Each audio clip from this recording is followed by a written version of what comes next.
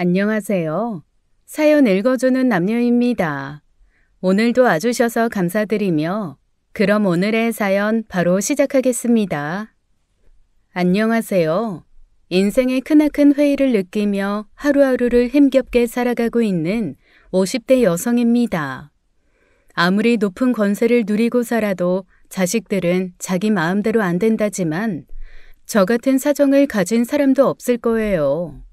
주변 사람들 사이에서 저희 가정의 일이 쉬쉬하며 돌아다니는 건 신경도 쓰지 않습니다. 아이의 그릇된 욕심으로 완전히 파탄난 가정을 생각하면 자다가도 억장이 무너지고 서러워요. 어디에도 말도 못하고 죽지 못해 사는 심정으로 하루하루를 버티던 와중 대나무 숲이라고 생각하며 사연 남깁니다. 저는 결혼 1남 2녀를 두었어요. 딸들은 일란성 쌍둥이로 1분 차이로 태어난 첫째와 둘째고 그 밑으로 5살 터울의 막내 아들이 있죠. 애들 어렸을 때는 참 행복했습니다. 그땐 남편도 한국에 있었고 남들이 보면 다복하고 뭐 하나 부족함 없는 집처럼 보였을 거예요. 그러다 애아빠가 쌍둥이들 중학생이 될 무렵 해외 파견 근무를 시작했습니다. 애가 셋이라 젊어서 좀 더 고생해 돈을 벌어야겠다는 생각으로 시작된 기러기 생활인데 저희 부부도 오랜 고민 끝에 내린 결정이었죠. 지금 생각하면 가정의 중심을 잡아줄 아버지가 없어서 그랬나 싶다가도 형부가 있어도 변하지 않았을 거라는 여동생의 말을 들으면 어떻게든 벌어질 일이었나 싶기도 해요. 엄마, 나 수학 과외해. 수학이 아무리 해도 안 올라. 과외 좀 해야겠어. 과외? 지금 다니는 학원에서 수학도 하잖아. 그건 그거고 부족하면 부족한 대로 과외도 하는 거지. 요즘 누가 학원 하나 다닌다고 그걸로 퉁쳐? 내 친구들 전부 영어랑 수학 과학은 따로 과외도 하고 있어. 나만 학원 하나로 발버둥 치고 있단 말이야. 첫째 딸은 여러모로 욕심이 정말 많았습니다. 어려서는 물건 욕심만 유별났는데 무던하고 욕심이 없는 둘째의 양보로 별 문제가 없었어요. 그런데 어느 순간부터 성적에 욕심을 내더니 고등학교 가서는 기를 쓰고 1점이라도 더 받으려고 하더라고요. 적당히 공부해서 자기 몫이나 하면 족하다 싶었는데 막상 전국구에서 노는 딸 성적을 보니 저도 뭐라도 더 해줘야겠다 싶긴 했습니다.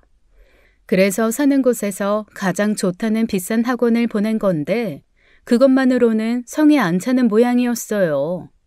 남편은 원하는 대로 해주겠다며 잔업을 더 늘리겠다고 하더라고요. 애들도 애들이지만 가족과 떨어져 살면서 고생하는 남편에게 너무 미안했죠. 여보, 정말 괜찮겠어? 애들 대학 때는 당신 들어오기로 했는데 이러다간 우리 영영 이렇게 살아야 할까봐 무서워. 그래도 어쩌겠어. 내가 할 수 있는 일이 이것뿐인데. 이걸 해서라도 애들 지원해 줄 수 있는 걸 감사히 여겨야지. 그래도 얼마나 기쁜 일이야. 남들은 애들이 공부 안 해서 골치 아프다는데 우리 홍현이가 공부 욕심 있어 의사 되겠다고 그렇게 열심히인데. 그렇기야 하지만. 감사히 여기자고. 감사히. 응? 그러니까 그때의 삶은 저도 저지만 남편의 많은 희생이 있어 가능한 일이었어요. 다소 평범했던 저희 가정에 균열이 생긴 건 쌍둥이가 고등학생이 되면서부터였습니다. 고등학교에 입학하고 반년쯤 지났을까 갑자기 둘째가 안 하던 짓을 하더라고요. 엄마, 나 돈 좀 줘. 돈? 무슨 돈? 용돈은 엊그제 줬잖아. 필요해서 그래. 그냥 좀 줘. 너가 돈 쓸 일이 어딨다고. 달라면 좀 줘. 내가 괜히 달라고 하겠어? 갑자기 빽하고 성질을 내지르는데 너무 당황스럽더라고요. 둘째는 성격이 유순하고 무던한 애였습니다. 첫째는 기질이 예민해서 키우기 참 어렵겠다는 소리도 들었는데 둘째는 순해서 열도 키우겠다는 말을 듣곤 했었어요. 그런데 그런 애가 갑자기 돌변해서 안 하던 용돈 타령을 하질 않나 막내한테도 짜증을 부리며 손찌검까지 하니 걱정이 이만저만이 아니었습니다. 홍주야, 너 갑자기 왜 그래? 무슨 일인데? 너 사춘기야? 그런가 보지. 너 지금 그 말버릇이랑 태도 뭔데? 이리 와봐. 엄마랑 얘기 좀 하게. 무슨 얘기? 너 왜 그렇게 쳐다봐? 왜 엄마를 노려봐? 짜증나니까 할 말 있으면 빨리 해. 야, 장홍주. 아이씨. 말이 끝나지도 않았는데 문을 쾅 닫고 들어가 버리니 답답할 노릇이었죠. 저는 첫째 사춘기가 무서웠지 둘째 사춘기 때문에 마음고생할 줄은 꿈에도 몰랐습니다. 오히려 첫째는 성적 히스테리만 안 부리면 양반인 수준이었죠. 혹시 나쁜 친구들이랑 어울리는 건 아닌가 싶어 같은 학교 같은 반이었던 첫째를 불러다 물어보기도 했습니다. 홍연아, 홍주, 학교에서 무슨 일이 있어? 요즘 들어 왜 저렇게 안 하던 짓을 하는 거야? 아, 몰라. 나 학교에서 쟤랑 얘기 안 해. 아니, 왜? 공부하느라 바빠. 홍주 저기 공부하는 거 봤어? 그래도 동생인데 학교에서 어떻게 지내는지는 알아야지. 같은 반이면서 그것도 몰라? 몰라, 모른다고. 나도 바빠 죽겠어. 안 그래도 수학 때문에 머리 아파 죽겠는데 왜 엄마까지 난리야? 첫째는 첫째대로, 둘째는 둘째대로 그 난리니 미치겠더라고요. 결국 쌍둥이 학교에 찾아가 선생님을 만나보기로 했습니다. 하지만 선생님도 별 문제 없다고 말씀하시더라고요. 홍주요? 문제 없는데요. 특별히 말썽 부리는 애도 아니고요. 성적이야 홍연이가 훨씬 낫긴 하지만 홍주도 나쁘지는 않아요. 아, 그래요? 집에서 너무 예민하게 굴고 안 하던 용돈 타령까지 하니까 혹시 학교에서 무슨 일이 있나 싶어서요. 걱정 마세요. 이맘때쯤 애들 다 그러니까. 안 그러던 애들도 사춘기로 예민해지면 다 그러더라고요. 우리 딸도 질풍노도의 시기를 보냈고요. 너무 걱정하지 마세요. 그럼 우리 홍연이는? 홍연이야 잘하고 있죠. 우리 학교의 자랑입니다. 우리 학교에서도 서울대 의대 나오겠다고 교장 선생님 기대가 참 커요. 어머님이 걱정이 참 많으시네. 다들 안 겪어보면 몰라요. 그쵸? 어머님도 고등학생 자식은 처음이니까. 듣자 하니 홍연이 홍주 밑으로 남동생도 있다면서요. 남자애들은 또 다르긴 하지만 홍연이 홍주 겪어보시면 훨씬 수월할 거예요. 너무 걱정하지 마시고 그저 애들 믿고 지켜봐 주세요. 아무리 엄마라지만 하루의 절반 이상을 학교에서 보내는데 선생님이 그렇게 말씀하시니 그런가 보다 했습니다. 지금 생각하면 너무 담임을 믿고 나 몰라라 한 거였지만요. 그래서 담임 말대로 좀 지켜봤는데 시간이 가면 갈수록 더 심해지더라고요.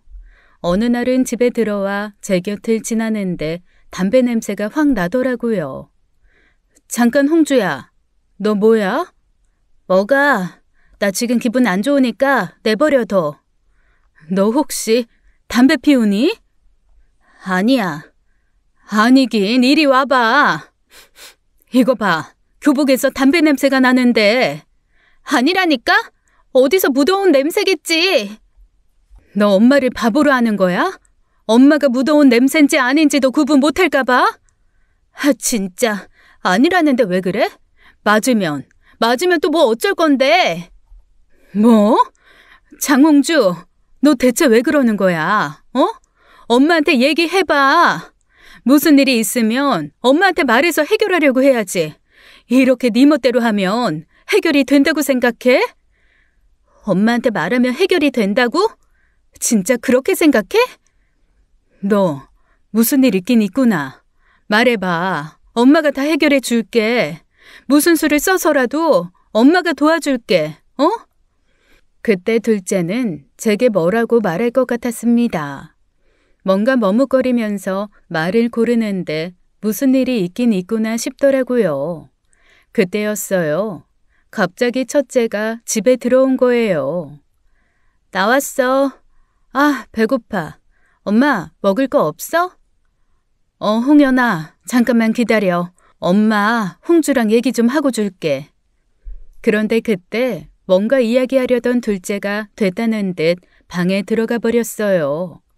제 언니가 있을 때는 하고 싶지 않은 모양이더라고요. 그래서 눈치껏 더는 묻지 않고 넘어갔습니다. 확실히 고등학교 올라온 후 둘 사이가 정같지는 않았어요. 어렸을 때는 쌍둥이라고 둘도 없는 친구처럼 지내더니 그때는 남보다 못한 사이였죠.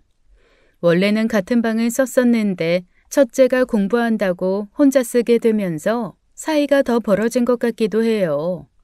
그 후로 다시 둘째의 입을 열어보려고 했지만 쉽지 않았습니다. 나가라고 문을 잠가버리거나 말 걸기가 무섭게 밖으로 나가버렸거든요. 그러던 중 첫째와 둘째가 크게 싸우는 일이 생긴 거예요. 아씨! 야, 장홍주, 이거 너지? 너가 건드린 거지? 실수야. 실수? 지금 실수라고 했냐? 말이면 단 줄 알아. 아! 장홍연, 너 지금 뭐 하는 짓이야? 왜 홍주 머리채를 잡아? 이게 내 소금단지 깨트렸잖아. 이거 일부러 그런 거야. 나 시험 잡치라고 일부러 그런 거라고. 일단 놔. 놓고 말해. 애 머리 다 뽑히겠어. 놔. 오늘 나 이거 머리 다 뜯어버릴 거니까. 장홍연! 고등학생이 됐다고 등치가 커져서 저도 어떻게 말리기가 너무 힘들더라고요. 온 힘을 다해 간신히 둘을 떨어뜨려 놓았는데 첫째는 분이 풀리지 않는지 씩씩거리며 그러더군요. 너다 이번에 시험 망치면 다 네 탓인 줄 알아. 그렇게 되잖아? 내가 어떻게 하는지 한번 두고 봐. 아유, 저게 진짜. 홍주야, 어디 봐. 괜찮아? 둘째는 제 손을 뿌리치고 나가버렸어요. 성적에 예민하고 민감했던 첫째는 시험 기간이면 자기만의 루틴이 있었습니다. 어디서 들었는지 소금이 나쁜 기운을 없애준다며 찬장에 넣어둔 단지에 새로 산 소금을 가득 넣어 방에 가져다 두곤 했어요. 그런데 그날은 소금을 넣어놓고 잠시 자리를 비운 사이 둘째가 그 소금 단지를 깨버린 거죠. 첫째 성향을 아니 이해가 되다가도 별것도 아닌데 동생을 너무 잡는다 싶으니 제가 다 속이 상하더라고요. 사실 첫째의 그 예민한 성격 때문에 피해를 보는 게 둘째만도 아니었습니다. 저도 막내도 시험 기간만 되면 집안이 살얼음판이었어요. 그나마 평일에는 늦게 들어오고 주말에도 학원에 있어 다행인데 집에 있는 그 몇 시간도 못 견뎌 하더라고요. 막내가 밥 먹는 소리가 거슬린다, 목욕을 너무 요란하게 한다, 텔레비전은 왜 보냐, 코 고는 소리가 방까지 들린다. 그 이유도 각양각색이었죠. 그래서 이참에 첫째를 앉혀놓고 훈계를 했습니다. 너 더 좋은 성적 받고 싶은 마음도 알고 성적 때문에 스트레스 받는 것도 알아. 근데 홍연아, 이건 아니야. 너 하나 때문에 홍주, 홍민이는 무슨 죄야.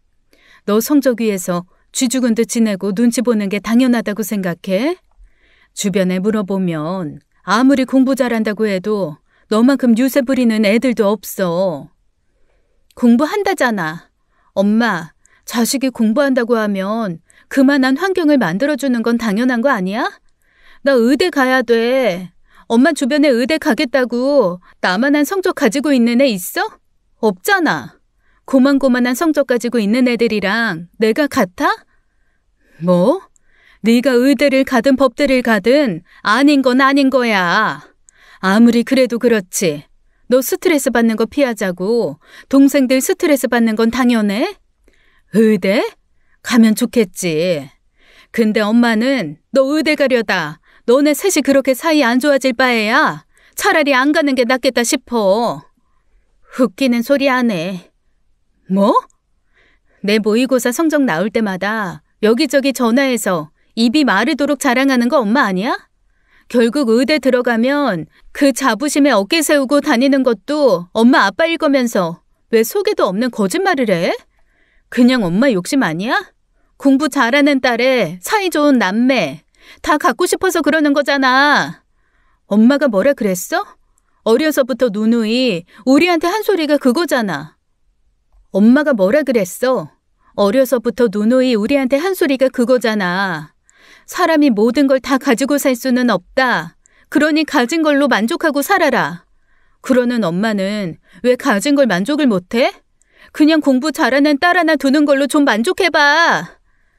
한마디도 안 지고 그렇게 이야기하는 딸 앞에서 저는 멍청하게 한마디도 하지 못했어요.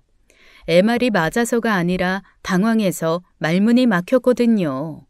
그런 생각을 하고 있는 줄도 몰랐고요. 남편과 통화에 하소연하니 곧 자기가 들어가서 이야기해 볼 테니 일단 시험은 때때로 보게 두라더군요.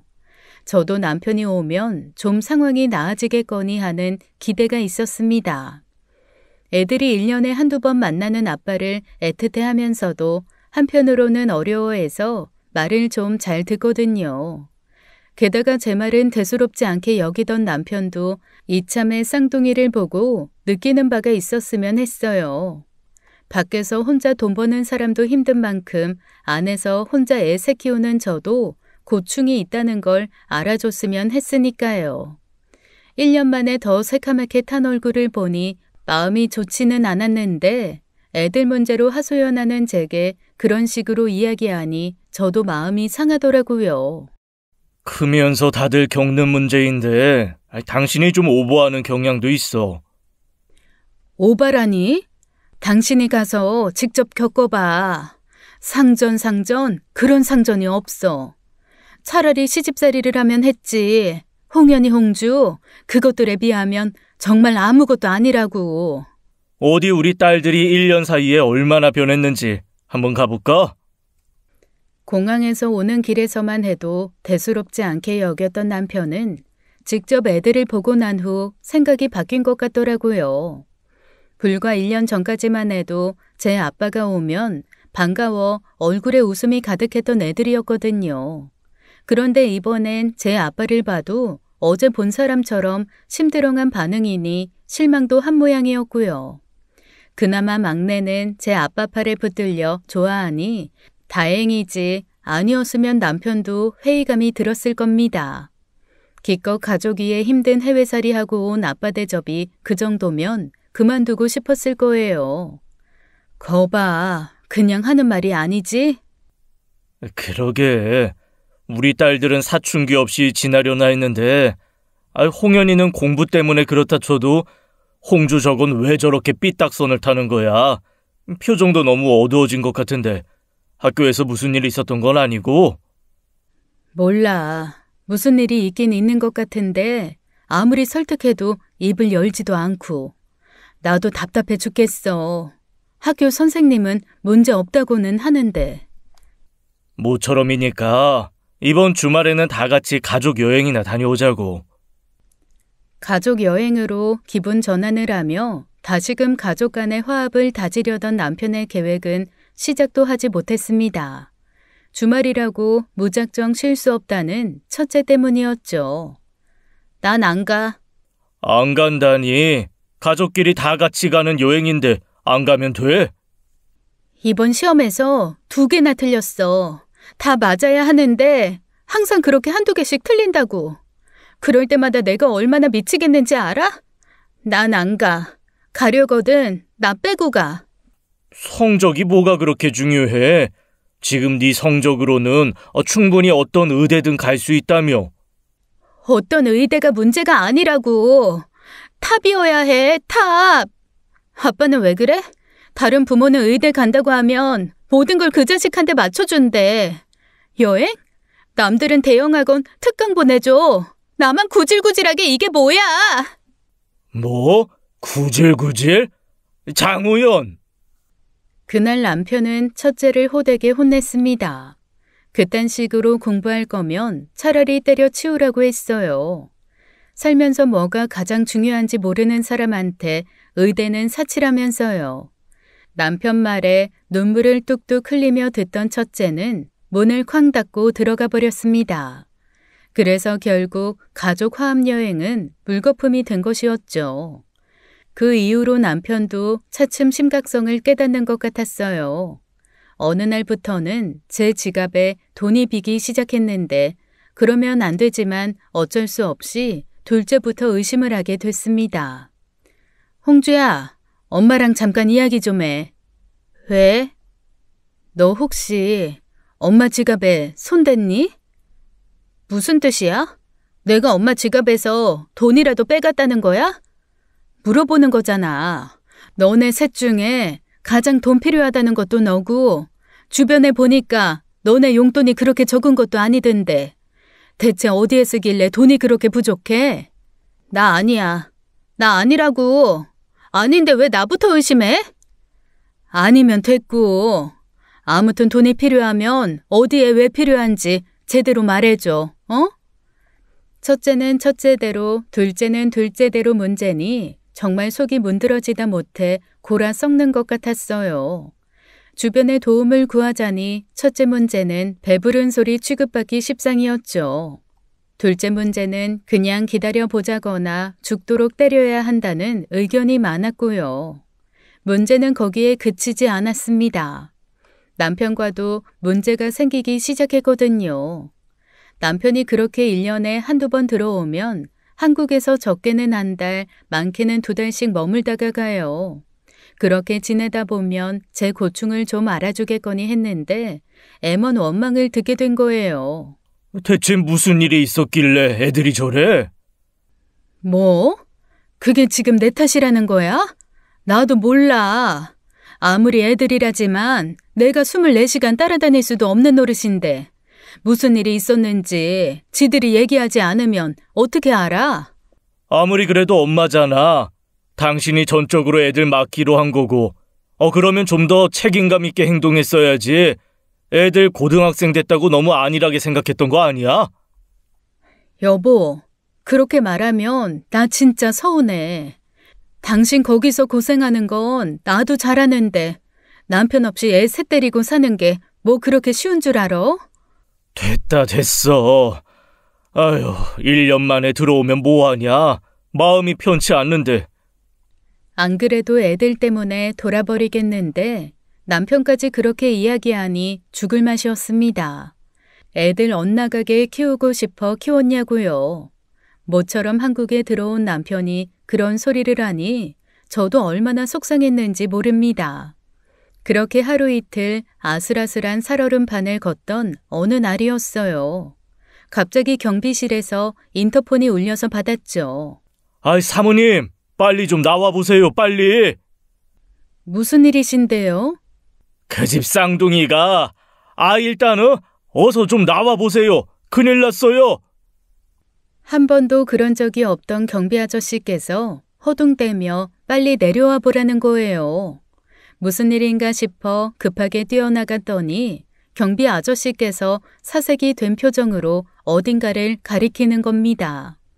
저는 그 손끝이 저 하늘을 향하고 있다는 걸 알자마자 그 자리에서 주저앉고 말았어요. 아파트 맨 끝층 복도로 난 창에 누군가 걸터 앉아 있었는데 그게 직감적으로 내 딸이라는 걸 알았거든요. 순간 그게 첫째인지 둘째인지는 알기 힘들었습니다. 첫째는 첫째대로 스트레스가 심했고 둘째는 둘째대로 스트레스가 있었으니까요. 홍연이니? 홍주야? 온몸에 힘이 빠져 목에도 힘이 들어가지 않아 간신히 그렇게 물었습니다. 하지만 들리는 목소리는 없었어요. 이내 신고를 받고 온 119 소방차가 왔고 온 단지 사람들이 다 나와 조마조마하게 지켜보았죠. 뒤늦게 연락받은 남편이 와서 소방대원과 함께 올라갔어요. 그러면서 저는 무전으로 그 창에 걸터 앉은 사람이 둘째라는 걸 알았습니다. 자칫하다간 금방 제가 있는 곳 그 아래로 곤두박질 칠 것만 같아 제대로 쳐다볼 수도 없었어요. 돌아가신 엄마를 찾아가며 제발 우리 홍주 좀 살려달라, 지켜달라 그렇게 간절히 애원했습니다. 한창 신랑이 끝에 환호성이 들려 올려다 보니 걸터앉은 둘째가 안쪽으로 몸을 넣는 게 보이더라고요. 저는 그대로 주저앉아 땅에 머리를 박고 그저 감사하다만 되뇌었습니다. 그 길로 집에 올라가 딸을 끌어안고 얼마나 울었는지요. 원망스럽기도 하지만 제품에 온전히 안겨 있다는 게 꿈만 같더라고요. 대체 어떻게 된 일인지 묻는 제게 둘째가 꺼낸 말은 뜻밖이었습니다. 왜 그랬어? 왜? 엄마 가슴 찢어지게 왜 그랬어? 미안해. 무슨 일이야, 홍주야? 무슨 일인데 그랬어? 엄마. 응, 엄마한테 말해봐. 나 아빠 따라가면 안 돼? 아빠를 따라가다니. 나 아빠 따라갈래. 허락해줘. 전에 없이 도끼가 없는 얼굴로 체념한 듯한 목소리에 저는 대답하지 못했습니다. 그건 한 번도 생각해보지 않았던 일이었거든요. 그 상황에서 섣불리 안 된다고 할 수도 없고 어떻게 해야 하나 싶어 남편을 올려다보니 남편이 고개를 끄덕이더라고요. 이미 둘 사이에서는 이야기가 끝났던 거예요. 홍주가 그렇게 하고 싶다고 했던 거야? 집에 데려오자마자 아빠가 어떻게 해주길 바라냐고 물었더니 나 따라가면 안 됐냐고 하더라. 이유는 말 안 해? 왜 그러고 싶은지, 무슨 일 때문에 그랬는지? 안 해. 그냥 좀 여길 좀 떠나 있고 싶대. 솔직히 여기 있었으면 하는 마음이지만 홍주가 오죽했으면 저럴까 싶어서 그러라고 했어. 아휴, 대체 속에 뭘 담아놓고 사는 거야, 뭘? 일단은 데려가서 안정시키고 나중에 다시 이야기해보자, 응? 그렇게 저는 둘째를 남편과 함께 밖으로 보낸 거예요. 문제는 그렇게 떨어져 산 지 1년 정도 되던 날이었습니다. 둘째도 보고 싶고 이제 마음이 좀 편해졌나 싶어 제대로 얘기 좀 나누고 싶었어요. 그런데 남편이 한국에 들어올 때가 됐는데 들어온다 만다 말이 없는 거예요. 이상하다 싶어 언제 올 거냐고 묻는 제게 남편은 뜻밖의 말을 꺼냈습니다. 언제 올 거야? 비행기 예약했다는 소식도 없고. 안 들어갈 거야. 뭐? 왜? 홍주가 가기 싫대. 가기 싫다는데 홍주 혼자 두고 갈 수는 없잖아. 아니 왜? 영상 통화할 때 보니까 표정도 좋고 괜찮아졌던데. 아무튼 그렇게 알아. 당분간은 한국 가고 싶지 않다고 해서 그러라고 했으니까 괜히 애 닥달할 생각 말고. 이해가 되게 설명 좀 해줘. 당신도 그랬잖아. 여기에 있을 때보다 훨씬 표정도 밝아지고 좋아졌다고. 옛날 우리 홍주로 돌아간 것 같다고 했잖아. 괜찮아지고 있는 거 아니었어? 그러니 못 가겠다는 거야. 여기서 기껏 마음 편해진 애를 데려갔다가 또 무슨 일이 날지 몰라 겁도 나고. 당신은 홍연이랑 홍민이만 잘 챙겨. 그렇게만 얘기하면 어떡해. 한국이 싫으면 내가 갈게. 내가 홍연이랑 홍민이 데리고. 내년에 수능 보는 홍연이가 잘 도운다고 하겠다. 그리고 여보, 나중에 이야기하려고 했던 건데 우리 그만하자. 뭐? 뭘 그만해? 이혼하자고.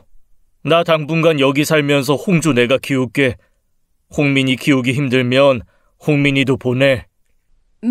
뭐라고? 그게 무슨 말도 안 되는 소리야. 갑자기 이혼이라니. 고민 많이 했어. 그래야 할 것 같아. 솔직히 작년에 한국 갔다 와서 회의가 많이 들더라. 당신도 당신 나름대로 고생했겠지만 나로서 너무 실망스럽고 홍주 일 때문에 많이 힘들었어. 당신 홍주에 대해 아무것도 모르지? 그게 무슨 말이야. 아무것도 모르다니. 당신 뭐 아는 거 있어? 없어. 지금 당신한테 할 수 있는 말은 애들 위해서라도 우리는 그만두자는 거야. 당신 여자 생겼어? 여자 생겼는데 홍주 핑계 대는 거 아니야? 이 사람아, 내가 애 데리고 와 있는데 여자를 어떻게 만나? 내가 그렇게 형편없는 아빠 같아? 그러면 이해가 될 수 있는 이유를 대보라고. 잘 지내다가 이혼이라니. 당신 같으면 이혼할 수 있겠어? 나중에 당신도 이해할 수 있는 날이 오겠지. 아마 그때 당신은 나를 이해하게 될 거야. 그러니까 그냥 그렇게 해줘. 느닷없는 이혼 제안에 제대로 된 이유라도 말해달라는 제 상황에도 남편은 묵묵부답이었어요. 같이 살고 있으면 계속 추궁이라도 해볼 텐데 멀리 떨어져 살고 있어 그마저도 안 되니 답답해 미칠 지경이었습니다. 남편과 둘째가 함께 가면서 집안의 표면적인 평화가 찾아온 건 사실이었어요. 첫째 학업 스트레스야 하루 이틀 일이 아니니 적당히 맞춰주면 그만이었지만 둘째 문제가 사라지니 저도 마음의 여유가 생기긴 했습니다. 통화할 때마다 염려와 다르게 그곳에서 적응도 잘하고 좋아 보이는 둘째 보면서 보내길 잘했다 싶었고요. 그래도 하루 이틀이지 대학은 한국에 들어와서 가라고 당부했는데 둘째는 그럴 생각이 없었던 거예요. 너무 알고 싶더라고요. 대체 그렇게까지 한국이 싫었던 이유가 뭔지, 내가 엄마로서 어떤 점이 부족했고 뭘 더 어떻게 해야 했는지요. 그걸 알았더라면 제가 둘째를 위해 할 수 있는 노력이 있었을 텐데 저도 엄마가 처음이었던지라 그게 잘 되지 않았습니다. 그래서 너무 속상했어요. 제가 둘째한테 너무 형편없는 엄마로 남아버린 것 같아서요.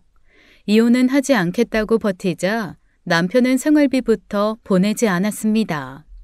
그래서 싸우기도 엄청나게 싸웠어요. 그러면 안 되는데 애들이 있는 자리에서도 못할 말 많이 했고 결국 재산 분할을 끝내고 이혼하게 된 겁니다. 남편은 미련 없이 저와 애들이 살고 있는 집을 넘겼고 애들 대학 등록금까지는 책임지겠다고 했고요. 첫째는 제 뜻대로 우리나라 최고 대학의 의대에 합격했습니다. 홍연이 엄마는 너무 좋겠다. 밥을 안 먹어도 배가 부르겠어.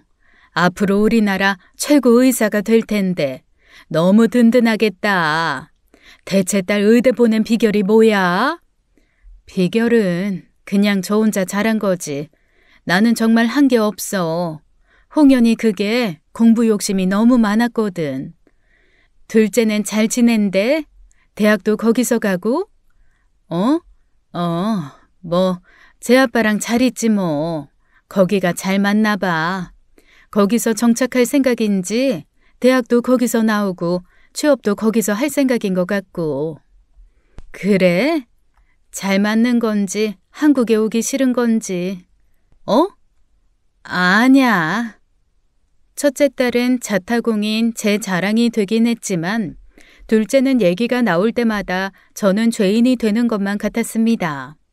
첫째 대학 입학에 시세 많은 엄마들이 은근히 둘째 얘기를 할 때면 유독 더 움츠러들었어요. 첫째가 대학 간 후에는 막내와 단둘이 살고 있는데 첫째가 그렇게 좋은 대학에 갔다는데도 이상하게 마음이 헛헛했습니다. 다행인 건 막내는 그 유별난 사춘기가 없이 잘 지나가고 있다는 것이었어요. 하지만 그뿐이었습니다. 저한테는 막내 말고 남은 게 하나도 없었어요. 첫째는 의대에 들어가 바쁘게 사느라 해외에 나간 둘째만큼이나 만나기 어려웠습니다. 의사가 된 후에는 더 그랬어요. 홍연아, 이번 추석에는 올 거지? 엄마, 내가 추석이 어딨어. 바빠서 머리도 제대로 못 감고 사는데. 그래? 아유, 그래도 좀 쉬어가면서 해야 할 텐데. 추석 지나고 시간 내볼게. 딸이 둘이나 있는데 얼굴 한번 보는 게 힘들고 아들이 군대다 대학이다 하며 집 떠나 산 후로는 적적한 마음은 더 커져만 갔습니다. 꼭 혼자 산다고 해서 적적한 게 아니잖아요. 자식이 셋이나 있는데 어디 하나 마음 기댈 곳도 없으니 그 헛헛함이 컸죠. 그래서 추석도 여동생네 가서 보내고 왔었어요. 그러다 추석이 지난 후에야 첫째가 왔습니다. 저는 이혼 후 마트에서 일을 시작했어요. 그때는 마트에서 분식집을 내서 일을 시작했는데 딸이 말도 없이 거길 찾아왔더라고요. 떡볶이 하나랑 순대 하나요. 먹고 갈 거예요. 어머, 홍연아. 연락도 없이 어쩐 일이야. 어쩐 일은 엄마가 오라고 연부를 외서 왔지. 바빠. 이것만 먹고 집에 들렀다가 저녁에 다시 가야 돼. 아니 왜? 모처럼 왔는데 하룻밤 자고 가지. 그럴 여유가 없네요. 얼른 줘. 배고파. 알았어. 조금만 기다려. 엄마가 얼른 줄게. 생각지도 못한 기분 좋은 서프라이즈에 저는 싱글벙글 딸에게 줄 떡볶이를 펐습니다. 그런데 그 옆에 먼저 와서 떡볶이를 먹고 있던 여자 둘이 갑자기 제 딸을 쳐다보며 수군대는 거예요. 자세히 보니 딸 또래의 애들이었는데 누가 봐도 표정이 좋지 않았습니다. 자기들끼리 뭐라고 얘기하는가 싶더니 다 먹지도 않았는데 일어나더라고요. 왜요? 더 안 먹어요? 아니에요. 뭔가 이상하다 싶었지만 그때는 딸이 왔다는 반가운 마음에 금방 잊혔어요.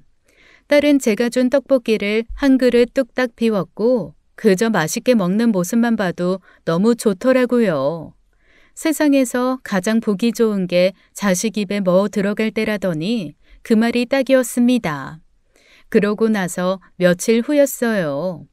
어떤 여자들이 찾아왔기에 떡볶이 사러 왔나 했더니 그게 아니더라고요. 네, 뭐 드릴까요? 아니요, 그게 아니라 장홍연 어머니세요? 네, 그런데요. 우리 홍연이를 알아요? 그러고 보니.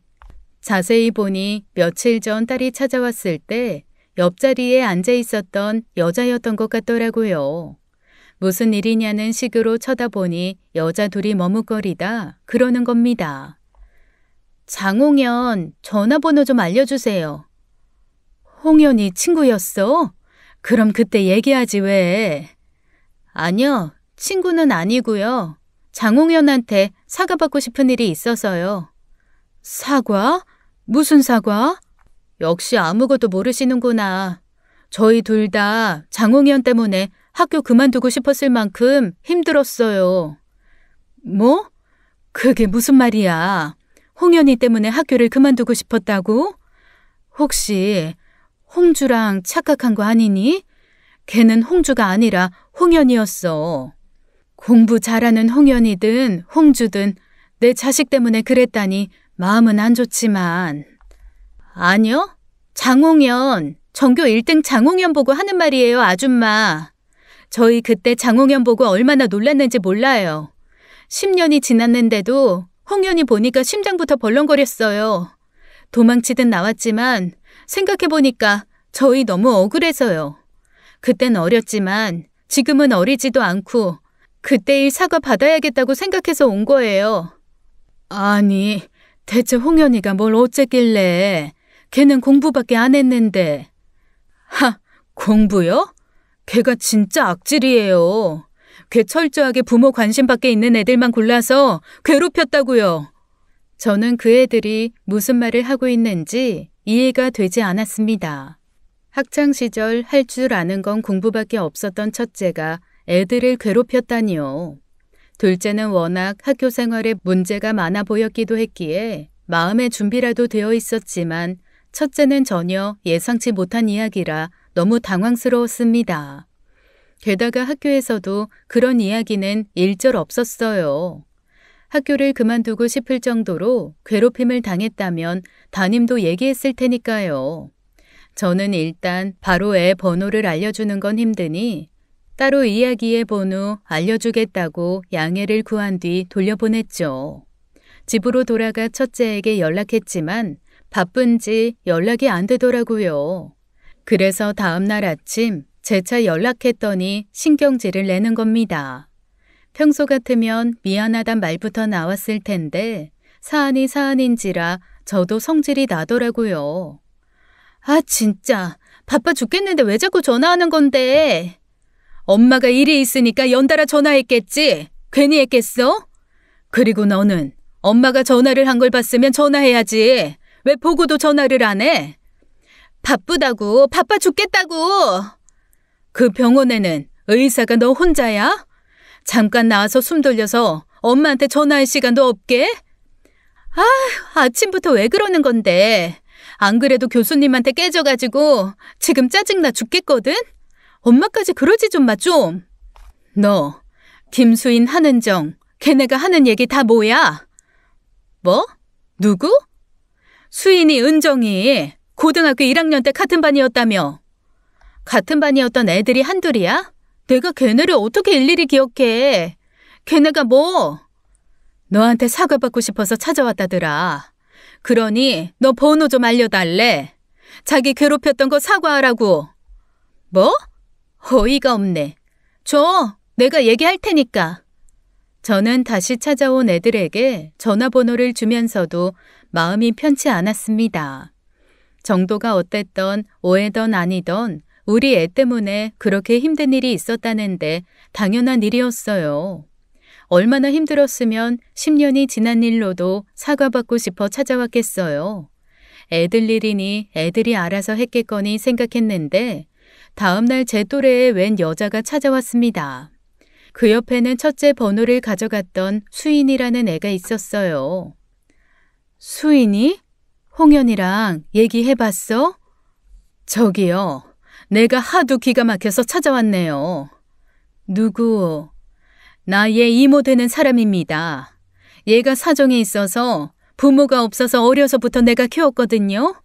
지금도 같이 살고 있는데 애가 어제 저녁도 안 먹고 방 안에만 틀어박혀 있기에 가봤더니 글쎄 펑펑 울고 있지 뭐예요?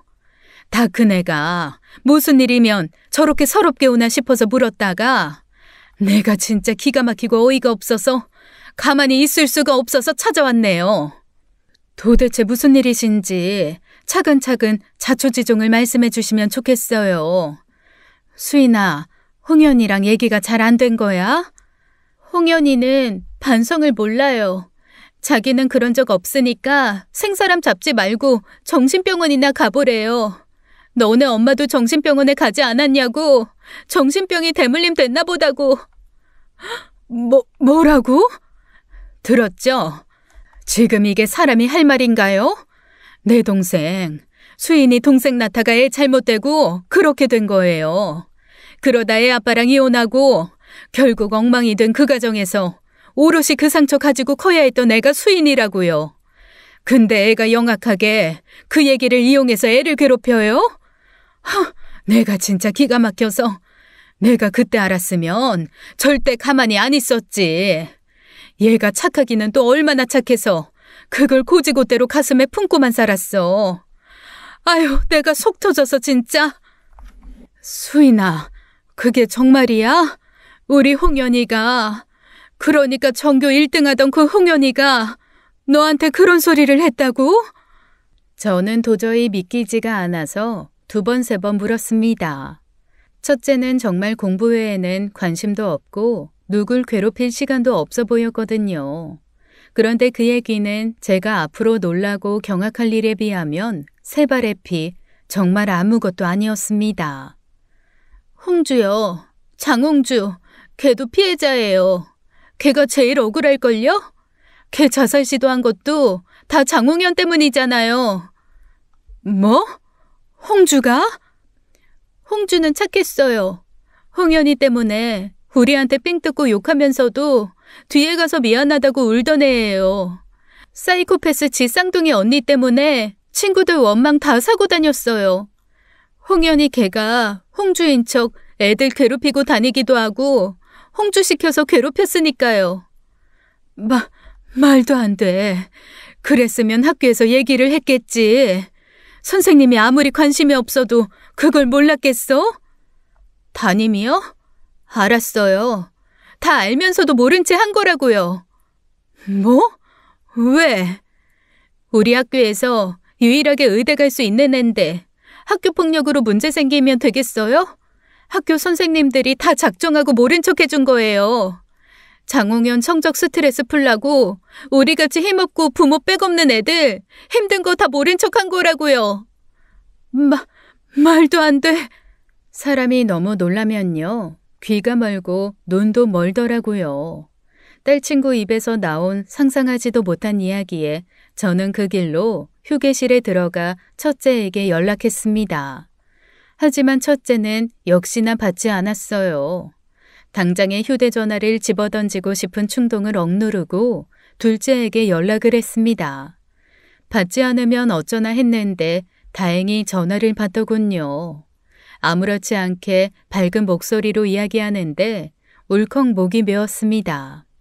한 번은 보러 가고 싶었는데 남편도 딸도 이 핑계 저 핑계 대면서 한 번을 한국에 오지 않았었어요. 근데 이제 생각해보니 왔는데도 저한테 연락을 안 했을지도 모른다는 생각도 들더라고요. 응, 홍주야, 엄마야. 엄마, 이 시간에 무슨 일이야? 일하는 시간 아니야? 홍주야, 그게 엄마가 물어볼 게 있거든? 솔직하게 얘기해 줄래? 뭔데 그래, 갑자기? 엄마 일하는 곳에 너네랑 같이 학교 다녔던 애들이 왔었어.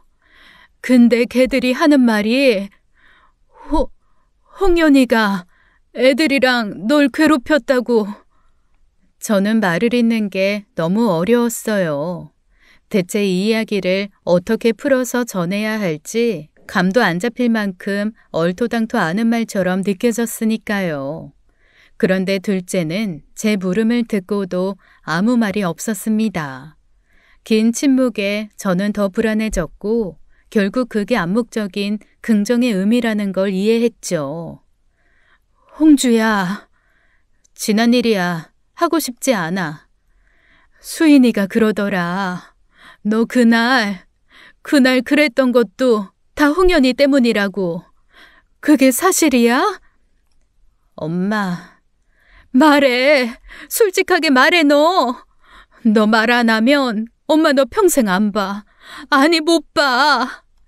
제 목소리는 주책 없이 떨리기 시작했습니다. 눈물이 뚝뚝 떨어졌지만 수화기 너머의 딸은 묵묵부답이었어요. 제발 사실대로 이야기 좀 해달라는 제 애원에 둘째가 그러더군요. 내가 솔직하게 말하면 엄마 언니 버릴 수 있어? 어? 그때 말하지 못한 건 그것 때문이었어. 엄마 아빠도 없이 우리 새 키우면서 고생하고 힘들어하는데 그런 일로 상처받게 하고 싶지 않았어. 처음엔 그래서 참았는데 나중에는 진실을 안다고 해도 엄마가 절대 언니를 버리지 못할 것 같아서 말 못한 거야. 그럼 난 계속 언니랑 같이 살아야 하는 거잖아. 부모가 어떻게 자식을 버려. 그래도 잘못한 게 있으면 혼을 내야지. 잘못하지 않은 애를 혼내는 일은 없었을 거 아니야. 그게 그때 나한텐 그렇게 쉬운 문제가 아니었어, 엄마. 딸은 그 후로 오랜 침묵을 하더니 갑자기 한국으로 들어오겠다더군요.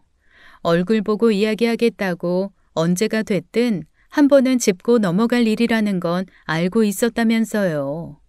그렇게 둘째가 10수년 만에 한국에 오게 되었습니다. 공항까지 마중 나가 그 사이 훌쩍 커버려 어엿한 처녀가 되어 돌아온 딸을 안고 얼마나 울었는지 몰라요. 처음 언니랑 사이가 틀어진 건 고등학교 올라가서 본 첫 번째 모의고사 때문이었어. 모의고사? 그때 언니가 나한테 시험지 하나를 바꿔보자고 하더라고. 언니가 수학 때문에 스트레스가 많았잖아. 나는 다른 건 다 쳐줘도 수학 점수만 이상하게 높았고. 그래봤자 언니랑 비슷비슷했을 텐데 긴장해서 그런지 나한테 그런 요구를 한 거야. 난 당연히 싫다고 했고 행여 못 봤을 때 그 히스테리 감당하기도 싫었고 어쨌든 나쁜 짓이니까 하기 싫었어. 그래서 그걸 안 하겠다고 했더니 괴롭혔다고? 대체 어떻게 괴롭혔는데? 그랬으면 엄마한테 말을 했어야지. 왜 그걸 다 당하고만 있어? 말했잖아. 엄마 속상하게 싫었다고. 처음엔 그래서 참았어. 처음이야 그냥 싸웠을 때 정도로 유치하게 구니까 참을만 했던 거고. 근데 그게 아니더라고. 둘째가 어렵게 꺼낸 이야기의 전말은 엄마인 제 입장에선 너무 처참한 이야기였습니다. 그 뒤로 다른 친구들을 시켜서 둘째를 불러냈대요. 그러면서 반 친구 중 누구누구를 지목해서 돈을 빼앗아라, 물건을 훔쳐라 그런 지시를 내렸답니다. 못하겠다고 했더니 다른 친구들을 시켜 따돌림을 시켰대요.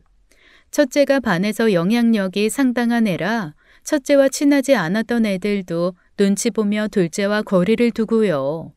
아무리 그래도 그건 아니라는 생각에 굴복하지 않았는데 그 괴롭힘이 길어지자 마음이 무너졌대요. 누구도 자기와 대화를 해주려고 하지 않고 눈치를 보게 되어서 학교도 가기 싫었고요. 급식도 혼자 먹다 보니 친구들이 다 불쌍하게 쳐다보는 것 같아 안 먹었답니다. 개중엔 대놓고 재수없다, 미친년 같은 욕설을 하는 애들도 있다 보니 멘탈이 견디지 못했던 거예요. 그래서 어쩔 수가 없었어. 나도 친구가 필요해서. 언니가 하라고 하는 거 하나둘 다 하다 보니까 너무 힘들어서 미칠 것 같았어. 친구들한테 돈 뺏는 것도 싫었고 친구들 물건 훔치는 것도 때리는 것도 싫었어. 그럼 그때 돈 달라고 한 건? 그것도 언니가 시킨 거야. 엄마한테 돈 달라고 엄마 지갑에서 돈 빼오라고. 아휴, 홍주야. 그래도 엄마한테 말하지. 엄마가 아니면 누구한테 말해 그걸. 듣고 있자니 대체 왜 그걸 말하지 않았나 마음이 너무 답답해 힘들더라고요. 하지만 애들이 왜 애들이겠어요. 어른들처럼 이성적인 판단이 힘드니 애들이겠죠. 둘째에겐 그게 최선이었고 부모에게 말해도 자기 처지가 달라지진 않을 것 같았대요. 차라리 남이면 말이라도 해보겠는데 친자매가 그러니 더 어려웠던 거예요. 언니가 그랬어. 솔직하게 말해준다고 해서 뭐가 달라질 것 같냐고. 말해도 난 여전히 언니랑 한 집에서 살아야 할 거고 엄마 몰래 괴롭히는 건 끝나지 않겠지. 언니가 계속 그런 이야기 하니까 나도 가스라이팅 당한 것 같아. 달라질 것 같지가 않더라고. 그냥 내가 이 세상에서 사라져버리면 그러면 끝날 것 같아서 엄마 미안해. 그래서 그랬어. 엄마한테 말도 못하고 그래서 아빠 따라가고 싶었던 거야. 그게 나한테는 유일한 답이었어. 저는 그제야 둘째가 말도 없이 제 아빠를 따라간 이유를 안 거예요.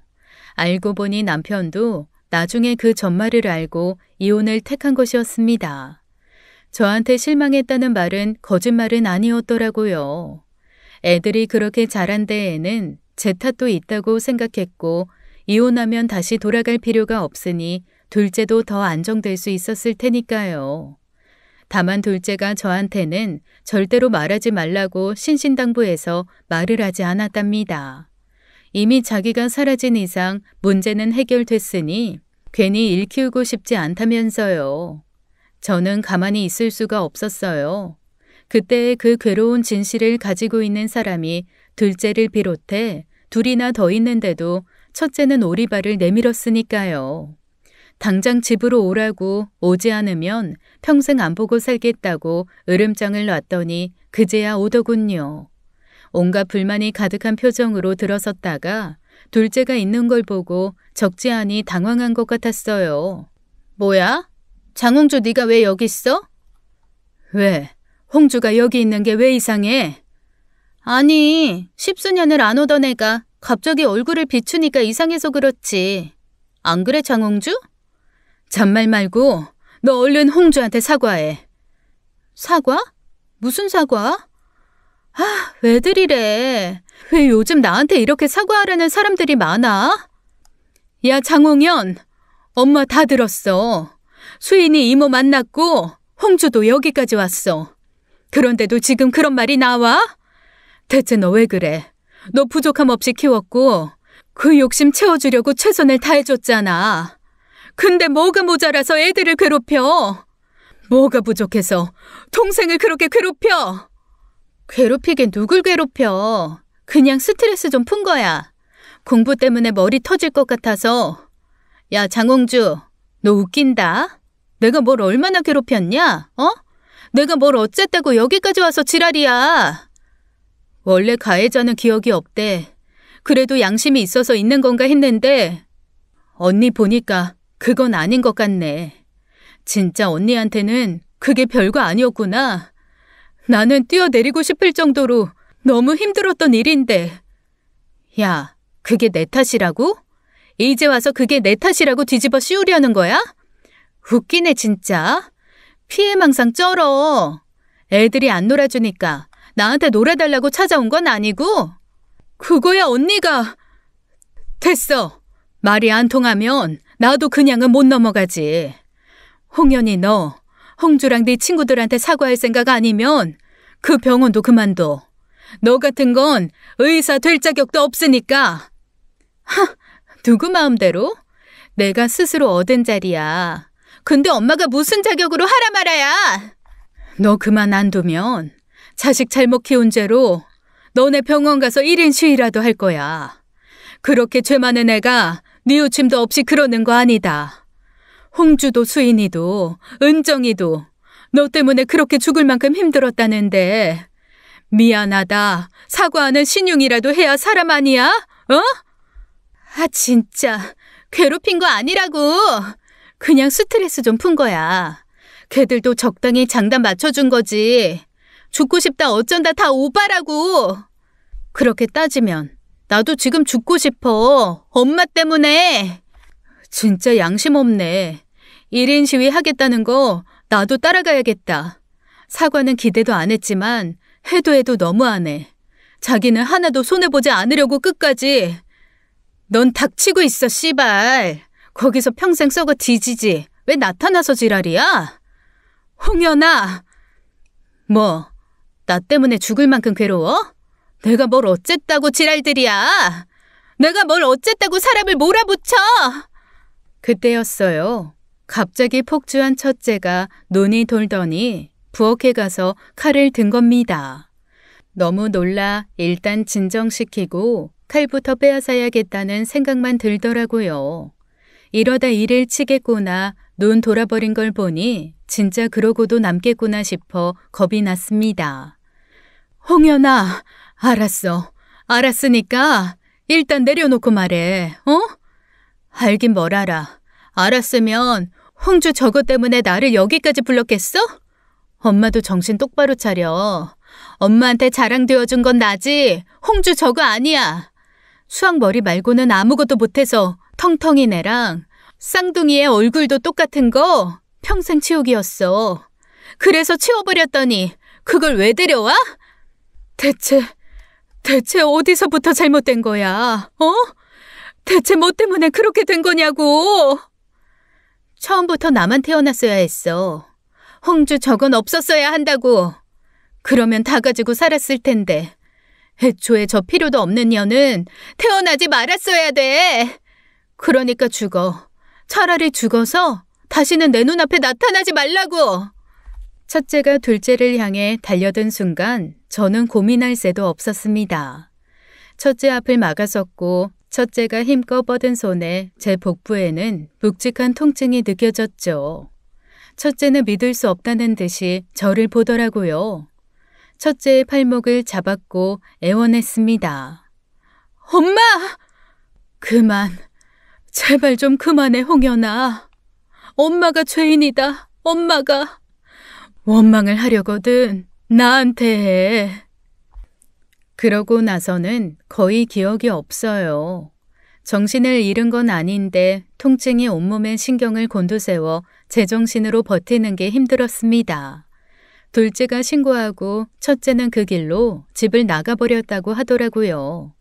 출혈이 많긴 했지만 찔린 부위가 그리 깊지 않아 무사히 깨어날 수 있었습니다.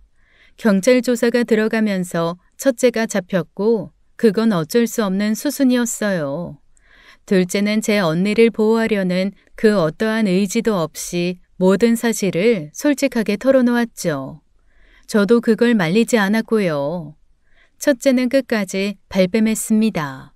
자기는 그런 적 없다. 동생이 그런 건데 엄마랑 짜고서 그러는 거다. 결국 딸 쪽 변호사는 변호를 포기하기에 이르렀습니다. 엄마, 나도 딸이야. 엄마 자랑은 나였잖아. 근데 어떻게 나한테 그래? 어떻게 내가 아니라 홍주냐고! 딸은 결국 실형을 선고받아 감옥에 갔습니다. 그런데도 끝까지 반성하지 않고 제게 핏발선 눈으로 원망을 하더라고요. 자식이니 그 원망이야 제가 달게 받아야겠죠. 어떤 사람들은 매뉴얼대로 키우면 문제없이 자라는 줄 압니다.